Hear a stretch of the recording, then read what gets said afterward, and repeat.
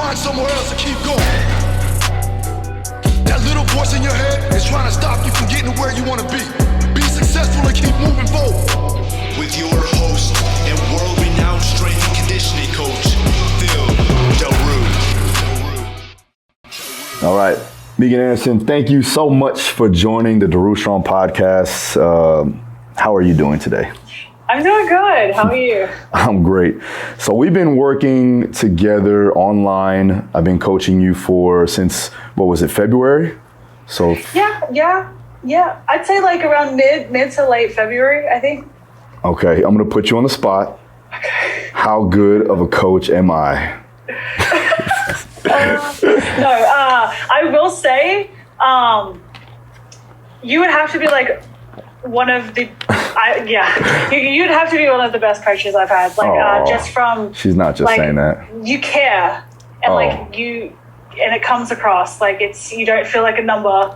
Like I've had that so many times where I'm just a number, or like they're so strung out between so many different people that they can't adequately put enough time into the people that they have. And sure. So like, that's one thing that I really appreciate working with you, because like, you genuinely care, and that goes a long way, particularly for me. Oh, well, I was super kidding, but I do truly appreciate that. And honestly, I love working with you, even though I want more communication. And, but you're easy to work with, which is important. I've done this for so long, and it's the same thing. Like, if you get caught up with too many people that you're working with, you can't put the adequate amount of time that you need necessary for that particular individual to get what they need out of it. So like, I'm really conscious on who I actually work with, and it's been great so far. Yeah. It's been great altogether. But I did want to get an origin story on you, right? Because people know who you are. That's why you're on the Daru Strong podcast, because obviously you're somebody, right? Of course. But like, from the start, let's go back all the way, when you were a kid. Yeah. What got you interested in like sports and what you're doing now? You're doing stuff with gaming and martial arts and the military, but you can explain it better than me. So let's start from the beginning. So I was incredibly unathletic growing up. And I hated sports. Like, if I could get out of a sport, like I would. So in Australia, at the school that I was at, it is compulsory to compete in so we have a swimming carnival and an athletic carnival every year. Okay. And so the athletics carnival, it's compulsory for everyone to run a 100-meter and a 200-meter and a 50-meter swim in the swimming carnival. It was compulsory. If I could get out of it, I would. And the cross country, it's compulsory to do cross country as well, which I hate. I hate running. You know me, I hate running. Yeah. It's my least favorite. So, I was super unathletic, and I actually played the piano and cello. So I started piano when I was 4 and cello from about 6 to first grade, I think. Okay. And I played that up until I was 15. So I was really musically inclined. Mm-hmm.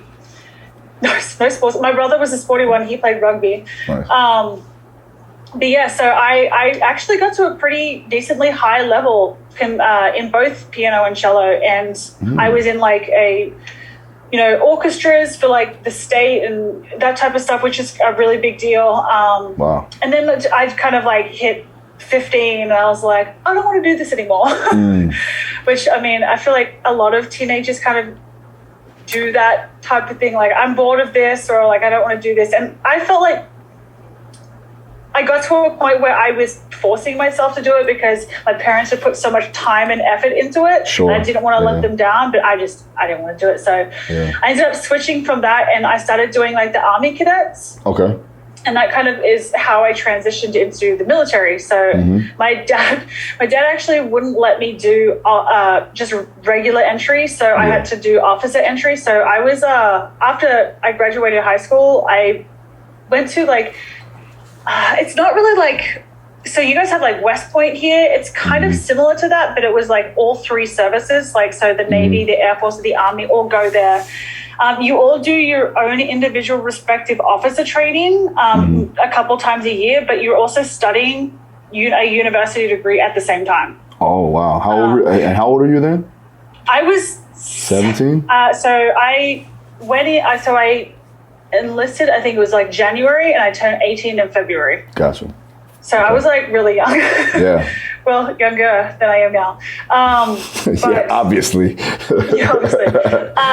What I discovered, though, was that I absolutely hate following directions, and particularly from people that I don't respect. Wow. So there's a lot of politics involved, and it was not for me. Sure. I'll just put it that way. Yeah, I can imagine. Just got in a really bad way. I actually, during my time there, that was when I actually attempted suicide. Really? Wow. Because it was so bad. Got out, and then it wasn't until I was 23 that I found MMA. I had started working at the gym and stuff like that, just regular weight training, but I mean, I had no idea what I was doing. Yeah. But yeah, I just worked reception jobs, all different type of stuff. Sure, yeah, trying to make it happen. And I found MMA. Kind of thing, and it was one of those things that I was we'll see if I like it type thing, because I was so unathletic. I was I didn't even know if I'm going to be good at this. But if it was something that I liked, I'm a pretty competitive person, so I knew I would want to look at competing down the lines. And I mean, it was kind of from there I started MMA training in May of 2013, and I had my first Invicta fight in September of 2015. So, and then I had my first UFC fight in June of 2018. So all within a relatively short amount of time. So yeah. Wow, that's a lot. So let's go back a little bit. One, I was I wanted to know, how good were you at swimming, because you are a long individual. That's a good thing. Got long legs, long arms. I know you can't run, or you don't like running. You can run. Definitely don't like running. So how were you at the swimming? I mean, I wasn't too bad at swimming. Most people grow up swimming in Australia. My parents had a pool. Most people have pools, just because it's so hot. Yeah. So I grew up swimming. I wasn't too bad. I just hated it. I was a loner in school. Didn't have any friends. Okay. And so, I hated any attention on me. I tried to be as, invisible as possible. All right, so that's interesting, because you ended up being in front of thousands of people on a constant nightly basis almost. And then, you're acting now. There's a lot going on, and you have a lot of eyes on you. So, with that, do you think that played a role in your depression and those thoughts of suicide and everything else in that way? Or is it more just I got out of that situation, I have a different mindset, I know what my purpose is? But what were you going through at that particular time? Especially you said 19, 20 years old, that was really when you were going through a rough time? Yeah, I mean, it was just, I feel it just kind of came to a head, because I was bullied a lot my entire schooling. And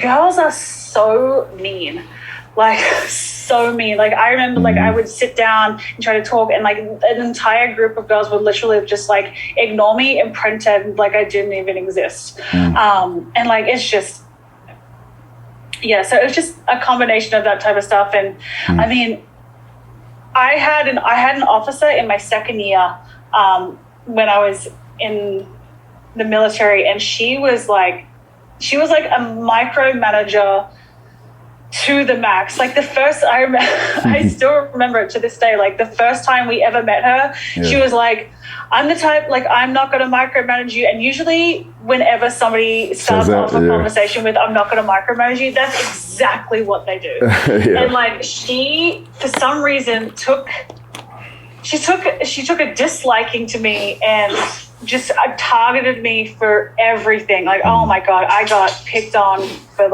every little thing. I was constantly getting in trouble, and I got to the point I was just so scared to do anything that I was just I don't want to be here. I was just paranoid about everything. Was everybody, you think because maybe you stood out a little bit more? You're a taller girl. Was that something that there was the problem, or what? I don't know, like I was pretty rebellious, like I will say. But partly the reason for that is because I didn't respect her. She hadn't earned my respect. And I'm like a believer of like respect is earned, not given. And the military as an environment is like respect is given and not earned because she is a higher rank. So that's just kind of like how it works. And it's just, I naturally wanted to rebel against somebody that wanted to micromanage me because like I mean I don't like being told what to do. You can ask my mother.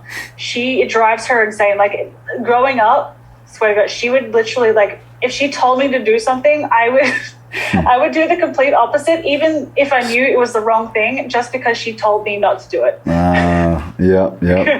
Yeah, I mean usually those are the people that end up being leaders and allow themselves to take over and control the situation, you know, as long as they put it in the right context, you know, but you've been able to really make a name for yourself. You've been able to overcome obstacles, you know, and taking on a sport that is individual, I would say definitely helped you too as well, because if you did a team sport, that might be an issue also, right? Right. Well, yes and no, because like even though like MMA is an individual sport, you train as a team. Sure. Yeah. So there's like, and when you're in particularly a male-dominated sport, like there are so many egos, and like navigating egos on the mats and all that kind of stuff can be tiring at times. And you came from a team that was pretty close though, right? It was in Australia. So like the gym that I first started at, I wasn't with them when I came to the States. I had like moved to somewhere else, to like another gym, and I was kind of training with like a couple of different coaches. Gotcha. Before, like when I came over to the States. Yeah. What was the difference between back home in the States for you? I would say like training wise, just like the level where I lived, like there wasn't really there wasn't anyone at that higher level that I was aspiring to be to. Sure. Or be at, if that makes sense. Like there wasn't anybody in the UFC, the coaching wasn't at that level, that type of stuff. And like, don't get me wrong, like there's great athletes and great coaches and stuff like that there. It just wasn't, you know, the fit wasn't for me. Gotcha. What was the biggest obstacle that you had to go through when you started training MMA though? When I first started training MMA, I would say like getting used to getting hit would have to be like one of the biggest obstacles, because I mean, you have a fist flying at your face, like you can't ever prepare for that. So that was like getting comfortable, like in, you know, those type of exchanges, learning how to like move my body. Honestly was like a huge thing, because, you know, striking is different to grappling, which is different to wrestling. And like a lot of it is, you know, figuring out like how to move my body so I can move somebody else's. So I think that was probably like the hardest thing for me. And like, I would still say like to this day, like as, you know, being so tall, like it has been harder for me over the years because of my height to like really adapt to like the wrestling and stuff like that, and to find a wrestling style that works for me. Yeah, I would say like, how tall are you now? 6 foot. 6 foot. And I was gonna say, going back to, you know, playing the piano and obviously the instruments that you did play, do you think that played a pivotal role in your ability to learn and to grasp certain concepts, especially in MMA? Because I mean, it is an art in itself. I think that was something for me, looking from the outside in, I can see that was a good base for you to have, other than obviously what you have already. You know, I never really thought about it like that, but I would say like my ability to pick up rhythms and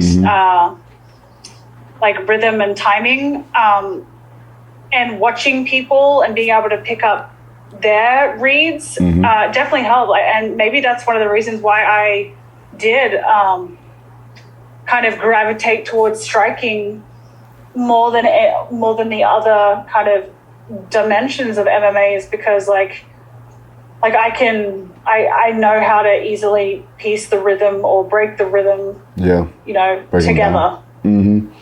Yeah, I could see that because, and I knew that you were going to say that, you know, knowing and learning your body, because usually, and we've talked about this in the past, where like when you grow up, the goal for any young kid who wants to achieve success in a professional sport, you want to give them baseline knowledge on their body and how they move in space.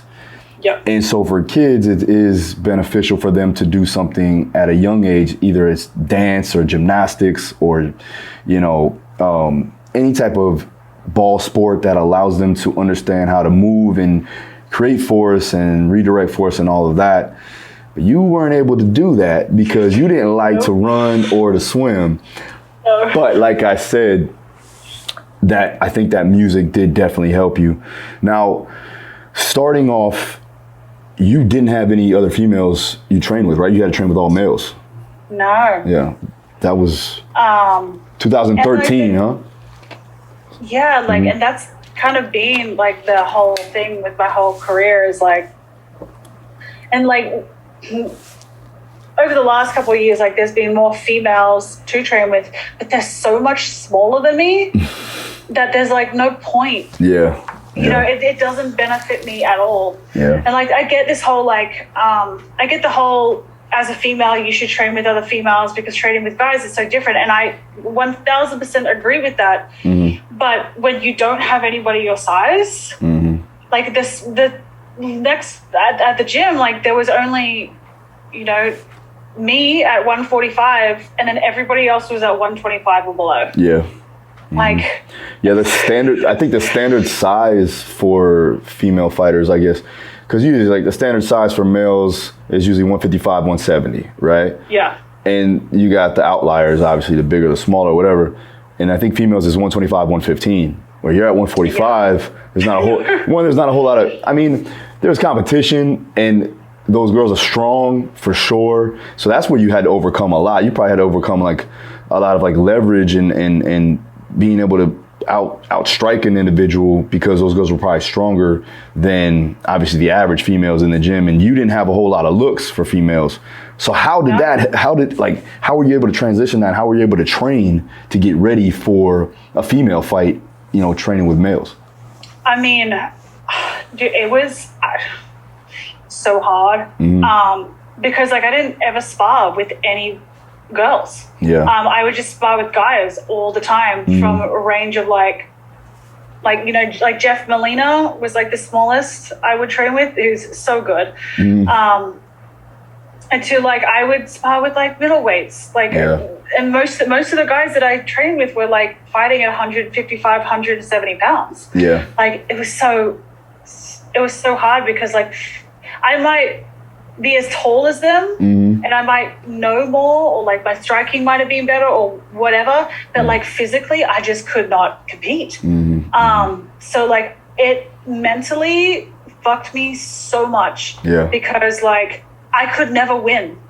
Like I was not training, like I could never win a round because I would just get muscled, or like they would, you know, just pin me down because like I just wasn't strong enough type thing. And I consider myself to be a pretty strong for a woman. I'll contest like, that. Like I would consider myself pretty strong, but like I mean I just can't compete with a guy that's walking around 100. Of course, yeah. 180 plus, 170 plus pounds. Yeah, that's crazy. Yeah.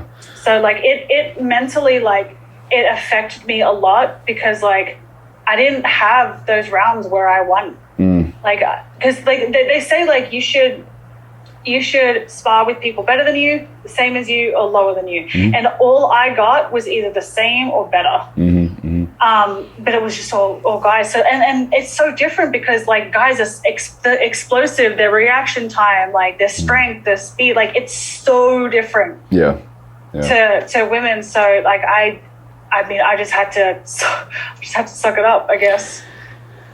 Yeah, but you were still able to be dominant, you know? So even though it may not have been beneficial to you at that particular time to get confidence, you must have turned it on when the fight came on. Because you obviously had the ability to win fights, right? Yeah. So it's a good and a bad thing if you really think about it. You know what I mean? You gotta look at it like glass half full type of deal. You know? Yeah, but like a lot of like some of my losses was just because I wasn't the better fighter, but a lot of them were because I mentally wasn't there. Yeah. Like I didn't want to be there. Gotcha. Or I just didn't pull the trigger. Mm-hmm. Or like I had other stuff that was kind of like affecting things. And like I'm not the type of person, like I would never like discredit somebody from beating me and like use an excuse because like on the night they were the better person, but like a lot of them was because like I was dealing with so many other things that like I just didn't want to be there. Is that because a confidence issue, or was it more so you just didn't feel like you wanted to be a part of it at that particular time, like you were kind of checked out? Yeah, I would say like some of it was like I was just checked out, and then some of it was like I think a big part for me was I need to feel like my team or support system like is there for me. Yeah. Like that they back me 100%. Yeah. And I didn't feel like that was the case at all for some of those fights. And I think like how am I supposed to believe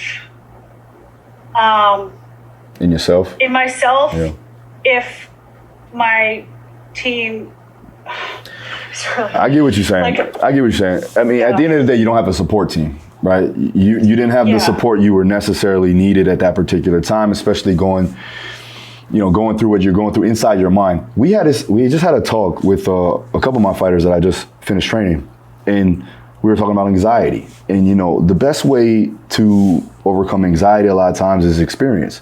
But there comes a time, even with my guys, one of my guys, like we talked about, Jake Boswick, he has over 50 fights. So it's not just an experience issue. It comes down to a mental block. It's almost like, all right, your confidence has to be at a certain level, and you do that through being able to have a better process of getting through a camp and making sure that all the, you dot your I's, you cross your T's, and you're doing well. And you didn't have that either because every time you trained, it was like you were fighting for your life. Pretty much. Right? So that's not the case. So then when you go into it, you have high anxiety. You need somebody there, especially if you are a veteran, and it's not just experience issues. You need somebody that's with you that kind of calms down the situation a little bit. And sometimes they don't even need to be a technical coach. They need to be somebody that you actually like to be around, because it allows you to calm yourself down and do the things that you need to do. You are already, an athlete. You are a experienced fighter. Your skill level is high. So it's not like you don't know what to do in there. It's just you got to get away from the negative thoughts to allow for your skills to actually showcase in an environment where everything is going on around you that's hectic. And so that I mean, if I were you, that's what I would say to myself. I need somebody with me that's going to allow me to just be calm and cool and collected. You know what I mean?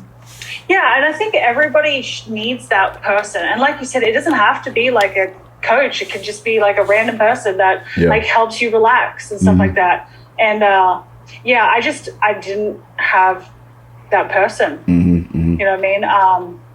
And how far along in your career was this a problem? I would say it started becoming a problem when I hit the UFC. Damn. That's like and to work like it was kind of like it was. I feel like then, in my opinion, I feel like there needs to be a shift in the mentality of MMA training, because there's this constant like idea that it's like grind, like you just get up and you do like a million training sessions and you go to sleep and you do it again the next day, you do it again the next day, and if you miss a session, like it's almost like you're seen as weak type thing. And like every single body is different, like even just physically, emotionally, mental, like everybody is different. So like what works for me isn't going to work for somebody else. So I'm a believer in like, I've switched my mentality into like, I don't want to train like 5 fucking hours a day. Yeah. Like, you shouldn't. like every day, 6 days a week, like, Jesus Christ. Like I get to Wednesday and I'm exhausted. Yeah. Like Wednesday morning session, I'm like, I don't know how the fuck I'm going to be able to get through the rest of the fucking 3 days that I've got to train this week. Yeah. So like, so I feel like there needs, like everybody, like I just, like nutrition wise, everybody has a different plan because nutrition is different for everybody. So why shouldn't the training be different? Now, I get that like there should be, like everyone needs to learn the striking, everyone needs to learn wrestling, like grappling. But when you get to that level, it's not about like, you don't have to learn the basics anymore. Yeah. Like, I mean, you should do the basics, but like, it's not like you're learning everything fresh. Like, you know what to do. So I think it should be more personalized. Like look at like NFL athletes or NBA athletes. They train specifically for their position. Yeah. And they are the best of what they do. And they get paid for that. UFC fighters want to get paid like NFL athletes, but we don't train like NFL athletes. Yeah. We run our bodies into the grounds. Like we don't prioritize recovery. We don't prioritize nutrition. Look at how many athletes like blow out like 50, 60, 70 pounds between fights because they don't know how to regulate the nutrition. Yeah. Like I think there needs to be a switch in the mentality of like training, and I think, and even like on just like a female perspective too, I think there needs to be more studies and more people advocating for like around like periods, like if females having periods, like it was like a night and day difference. I would turn up one day and I would like feel so good, and then the next day, as soon as I hit that luteal phase, I literally felt like I couldn't run. Yeah. I couldn't spar for like 5 minutes, and I felt like I was gonna die. Yeah. Like it's like there's studies have been shown that like women shouldn't train heavy and hard during certain phases of the cycle. Yet in MMA, it's expected that you turn up and like you just pretend like it doesn't exist, even though like your body is telling you I can't do this. It doesn't matter at all. They are definitely not looking at menstrual cycles in training. No, they're not. It's funny that you said that about the studies, because one of my guys right now is actually doing a study, and they have the only fight science lab in the nation, probably in the world, but they're doing a study on menstrual cycles and fight camps. So I'll make sure. Thank God. We'll get that over to you. But I'm closely. That's what we talked about it before off air. It's like that's a huge thing. That's a huge thing, because if your hormones are all out of whack, you're not sleeping correctly, you're not recovering properly, and then you're adding on to more stress where your body's already stressed out. Stress is systemic, so you keep on throwing things at yourself. You're gonna bonk out. And so the problem there is that when is too much?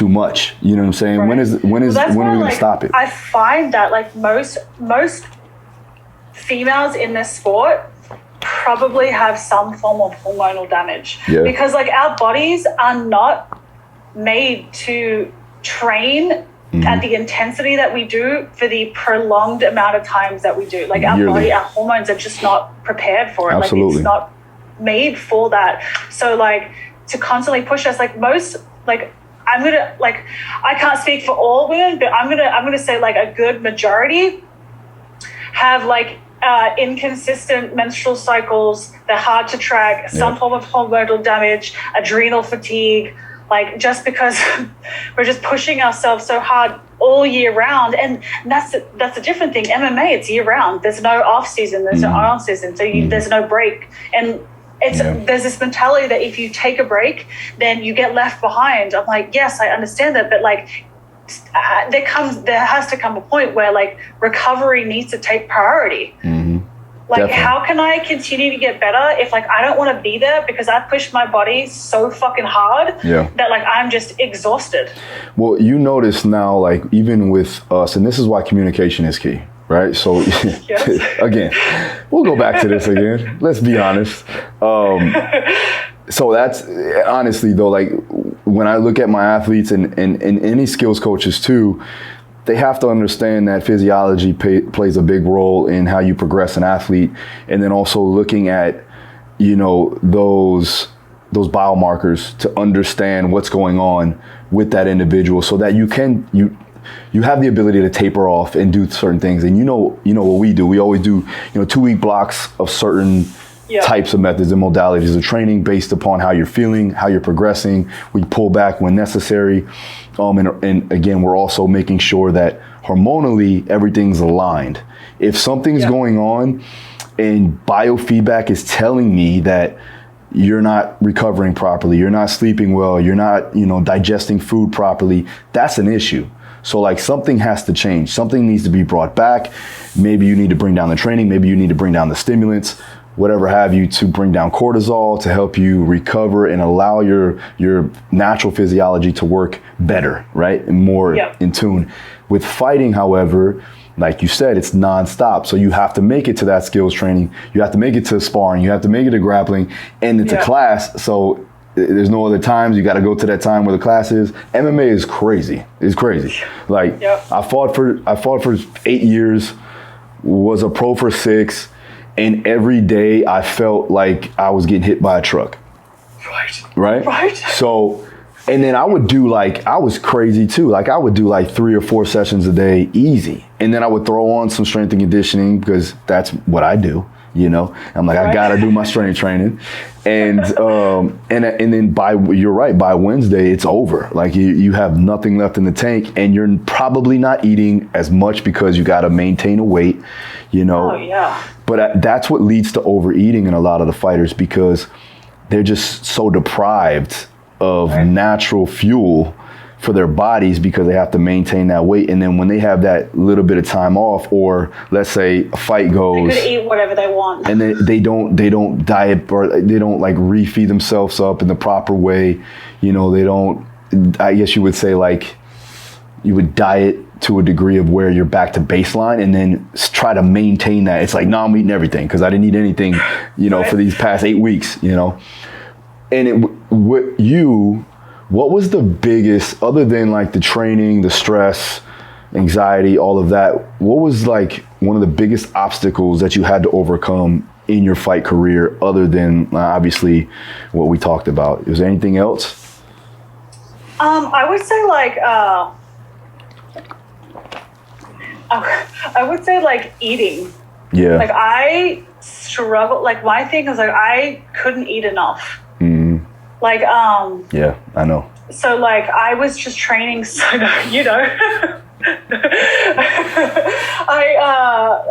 doing better. Yeah, you are doing better. Yeah. But I couldn't eat. I couldn't eat enough, and my thing is too. I would have a hard fucking training session, and I did not have the desire to eat. So I would go hours without eating, and then I would somehow manage to get something down and then go to another session. Yeah. So that was a big thing, and that's why probably why recovery was shit. And oh my God, for that, I would say I there was a point in that camp for Amanda, I couldn't get above 157 pounds. I was just exhausted all the fucking time, and I kept having to go. I mean, that camp was 8 months long. Yeah. But yeah, I couldn't eat enough. And then you get into the okay, you have the long camps. There's this constantly, you got to grind because we got a fight coming up, you got a fight coming up. I'm in camp for 8 fucking months, bro. Yeah. Never stopped. I cannot train like that for the entire 8 months, because I usually get to a point a couple of weeks out, I'm just I don't want to do this anymore because I'm just tired. Yeah. Like, I'm over it. Yeah, no, for sure. Yeah. You can only do so much, and you can only go through so much trauma, you know, for so long before like your body's like, all right, I've already done enough of that in my life. It's all, yeah. and so that and we're talking about this now. It's like it negatively affects, you know, future things down the line, like, you know, hormones and eating disorders. I see a ton of eating disorders with a lot of the fighters now. You know, they have an unhealthy relationship with it. I wouldn't say I have like an eating disorder, but I definitely have like body dysmorphia. Because like my body has fluctuated 30 pounds every 6 to 9 months for 10 years. So that's one thing that like I am struggling with is like in my head, I'm like, okay, this is what I look like on weight. This is what I look like in fight shape. This is what I look like at this weight. So like in my head, I'm like, I need to be at this weight, but like, I mean, I just can't, like, it's just not healthy, you know? No, not at all. Not at all. And, you know, that can play into your psyche as well. I think even with some of my guys now, it's like, if they don't look a certain way, they feel like their confidence goes down. Like in the fight, they're like, "Oh man, you don't see any abs." So now, like, I'm like, wow. It's like that. So body dysmorphia is real, and it not just for females, it is for males too. As well, I see it all the time, and like they know exactly like, all right, and they'll look at like past pictures of where they were in weigh-ins, and I'll be like, "Oh, I had more abs on this one than I did here. I'm not ready." And like, bro, like, you could have just not had enough water at that time. You know, you're like holding water. No, so like it's crazy. Yeah. So I mean, so now with you are acting, and this is when we started working together, because I'm interested. Obviously I work with some actors and I know about that world. How was that transition from like fighting in the octagon to going behind the scenes and doing your thing on the acting side? Yeah, it was actually really cool. Like, I was a little nervous at first, but the first scene that I shot was this giant one. Like, I drove up a ramp, we got out of a car, like, I had to walk to a point, then I had to come around, then I had to shoot this fully automatic weapon. Like, this is all shot in one take. That was the first thing I've ever shot in my life. I was like, oh my God. But it was actually really cool. And everyone's just really like laid back, and it's like one of those things where usually the director is just like, okay, can you do this? Or can you do this? Like, they give you direction. Like, if they don't give you direction, like a lot of people I did notice is that they kind of were just like, oh my God, like, am I doing it right? That type of thing. I'm the type of person, like, their job is to direct you. Yeah. This is literally why they're there. If they're not giving you direction, it's usually because you're doing what they want you to do. Yeah, yeah. So, like, it was actually really cool to kind of see that. It was really cool to see, like a fight scene literally will be filmed over, like, 2 or 3 days. Yeah. From the first unit and the second unit point of view. Different cameras, different angles, and then the fight scene is literally broken down in these tiny little pieces, and like each piece has like 5 to 10 takes or however many it takes until they get what they want. So like it was really, I have like a much greater appreciation when I watch films now, particularly like the costume department. Oh my God, the stuff that goes into like when I look at like all the stuff that they did for our costumes, which we're in like a modern time, so it wasn't anything. They just had to make some stuff look worn. But like those period pieces where they're like in like 1800s England, and like, oh my God, like the detail that has to go into that stuff, like I have a much greater appreciation like watching films now. Man, I told you when I was on set with Kevin for that film, they did like, I want to say 2 days of this one take, and I was like, how many times can he say it in a different way, man? And it was like a I don't know if it was like maybe a 2-minute conversation or something like that. Right. And I'm like, how many times can he say it? But looking back and then watching the film, you're right, like just being by it, and you've been in it, so it's way different. But me being by it and working like around it, the appreciation for the movie set is crazy, and the actors and the directors and producers, it's crazy, and how it all fits together. You know, it's funny, you told me like you're able to get directed now, right? Because of, I believe, in my opinion, you can tell me if I'm wrong and tell me I'm an idiot, I don't know. But I think going through your profession as a fighter, because remember in the beginning, you didn't really like to take direction. You didn't like to take, right? So like now you had a coach, he told you how to throw this particular, move or do this particular submission. Now you're able, it's a little bit more second nature to be like, oh, this is all you need me to do? Oh, it's easy. I'll do it real quick. Yeah. And then you don't second guess it because you know that obviously they would have corrected you if you did it wrong regardless. Yeah. Mm-hmm. No, that's definitely has made it easier. And just like the training, like at that level, like you have to like be disciplined. Mm-hmm. So like, you have a coach for a reason. Like you obviously trust them and you value what they say, and you hope that they are going to give you the best advice possible, the best coaching possible. Yeah. And it's like the same thing with movies. And I would say like one thing that was kind of like interesting this was like, because I didn't know what it was going to be like to have somebody be like, can you do this? Or I want you to do this. Like I didn't know how that was going to be, what that was going to look like. And like, I mean, honestly, it's kind of like there's so much downtime in between takes, like for them to reset everything. Like you just sit around, just kind of chill, like unless they're kind of like on like a time crunch and they kind of get everything moving quickly. But even then, there's still like a lot of time resetting in between. And for our stuff, there was a lot of pyrotechnics. So like they had to get in, reset all of that stuff. So there was time, and they would just come up and be like, hey, like maybe do like, say I get shot at and I got to dodge it, like maybe do this instead of this. Like they kind of, a lot of them are really like, they communicate very well the exact idea that they have in their head. And that's why they're directing. And, and the people that I work with were incredibly like cool and down to earth. And I didn't feel like it was my first movie. Yeah. So that was cool. Yeah, I mean, the way you handled it too, like we started working when you were on set. Yeah. Like I thought you had did a couple movies before that.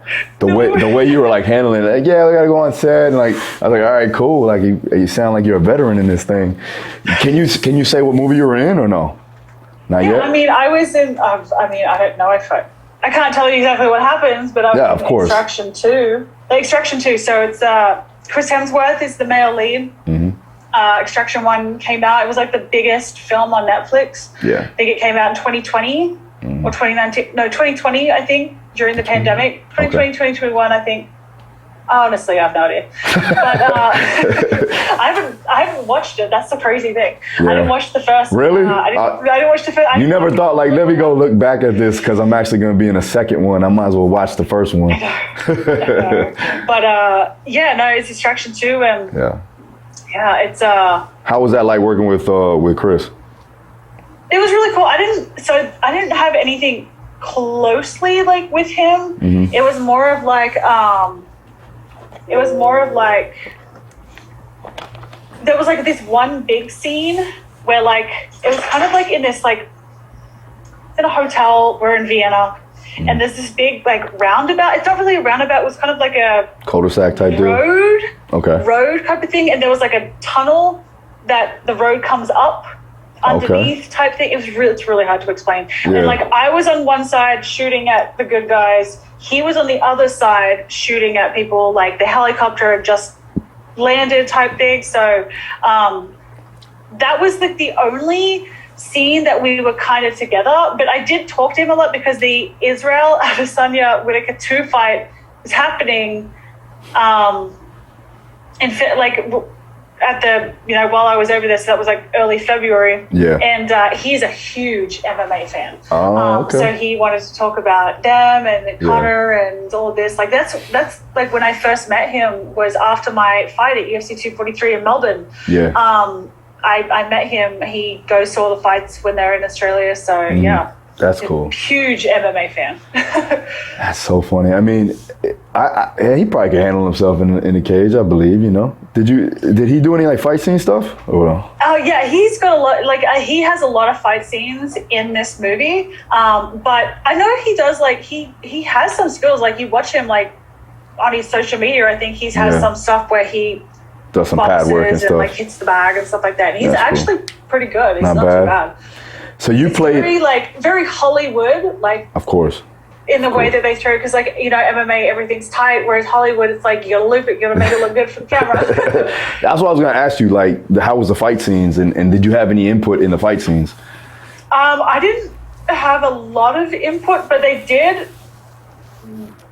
formulate the fight scene around my strongest things. So like kicks, knees, elbows. Throwing, I literally throw somebody down a set of stairs. It's amazing. And yeah, so the thing that I had to learn was like opening everything up, because obviously MMA, you want everything to be tight. You don't want to telegraph everything, whereas you want to telegraph everything in film because you want to make it look good. That took me a little bit of time to figure out, but other than that, it wasn't too bad. Nice. How did you get the role? Like, I don't think I asked you this, but I was like, how did you? Now I'm kind of curious. How did it all come about? So they messaged me on Instagram. I didn't think it was real. So it was somebody down. I did ask you this. I remember now. Go ahead. Yeah, on Instagram. So the fight was actually supposed to be filmed in Australia. Well, the movie is supposed to be filmed in Australia. Yeah. And so they were looking, so they were in, like, the director and all of them were already in Australia scoping out locations, all that kind of stuff.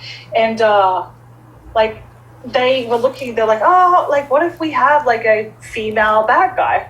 And she could fight one of the male guys. So they looked up fighters and they found me. And damn, that's awesome. Well, I didn't think it was real. I thought it was fake.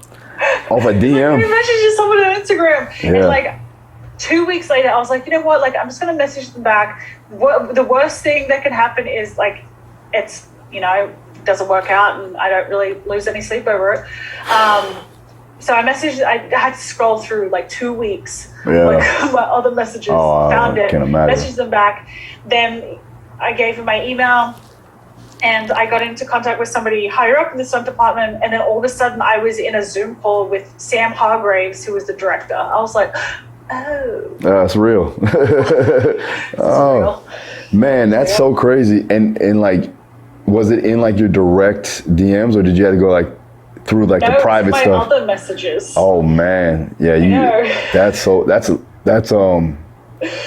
was fate, man. I'm surprised I even found it again. Yeah, no, that was fate. It had to be. It was like that was for you for sure. Right. Well, that's good. I mean, and now it's gonna open up doors for other opportunities. Hopefully. I can't wait to watch it. It's gonna be fun to watch. Now that you're in it, it's even better. Yeah. I watched the first one. It'll be interesting to see like how, because like I don't really have a lot of film time. Mm-hmm. So we'll see like what they cut, what they keep in type stuff. So. Yeah. Well, you played the female bad guy. You got to be in there. I do. You got to be, and you got tattoos, and you're tall, and you fight, and it's gonna be good. I wear this really cool mask for like some of the movie. That's cool. All right, so what's next for you? I know you're doing a lot of gaming though right now, right? You got the gaming chair. Yeah. I see you all the time doing that. I see you doing that more than actually training with my stuff. No, I'm just kidding. No. Go ahead. I mean, I do. I stream a lot. I play like pretty much every day. Nice. So I do that. Like I commentate for Victor. Yeah. I am an analyst for ESPN. Nice.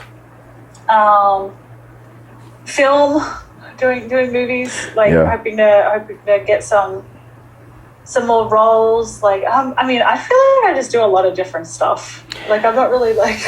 Well, it's kind of all the same though. Hold into one thing. Well, no, it's the same with me. Like, you know, I do the podcast, we do the YouTube channel. I'm actually doing acting now too as well. Like, it's production. So like, you're used to being in front of a camera, no matter if you're really fighting or in fake fighting, you know, and, and that so it does go hand in hand. It's not like, you're golfing and then you're a hedge fund manager or something like that. Like it's, it's the same world, so, but that's good to see. Listen, we're going to wrap up because I know you have to get to training. No, you don't do it. No, we're not doing that. You got some gaming to do? No, I bet I'll go eat. There we go. I like it. I actually have to do a 90-minute follow-along kettlebell workout for the new program, so I got to get to that, which is... Oh, lovely. It's amazing, yeah. Killing my body. But for you. Yeah, well, we'll definitely link up again soon. We gotta get you out here to Florida too as well pretty soon. Yes, right? Definitely. But let's make sure you tell them where they can find you. Instagram, what's it called again? The gaming stuff, Twitch. Oh, Twitch, yeah. See, I'm so out of it, like man. Megan A_MMA across the board.